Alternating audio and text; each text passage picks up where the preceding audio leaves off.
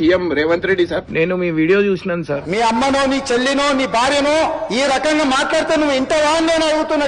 ఉప్పు పాతరేస్తే ఇట్లాంటి సంస్కృతిని మీరు ప్రోత్సహిస్తే ఎవరిని వదలను, తోడుకలు తీస్తే అధ్యక్ష ముఖ్యమంత్రిగా చెప్తున్నా ఒక్కనొక్కని.